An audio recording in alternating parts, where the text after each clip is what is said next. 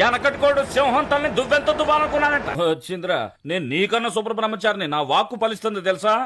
నువ్వు ఆ చొక్కా వేసుకున్న అమ్మాయిలాగా ఎవడో ఒకరిని లేపుపై పెళ్లి చేసుకుంటావు. నీకు 16 మంది పిల్లలు పుడతారు. వాళ్ళు ఒక్కొక్కళ్ళు ఎంతో బాగా చదివి కాలేజీలు దాటిపోయి పారని వెళ్తామని ఏడుతారు. నువ్వు తెల్లారులు అడ్డమైన కాన్సులేట్ దగ్గర కొంగలా నిలబడతావు. ఇది నా శాపం. చూడు తమ్ముడు, నీ కుటుంబాన్ని నడీదికి తీసుకొచ్చి వత్తనా నడీదిలో పొయ్యే వాళ్ళందరూ చూసి ఆశ్చర్యపడే లెవెల్కి తెస్తానంటున్నా. అది సరే, స్టెథోస్కోప్ తాళి మెడలో ఉంటుంది, మరి థర్మామీటర్ నోట్లో పెట్టుకుంటది. నడువు చూపించమ్మా.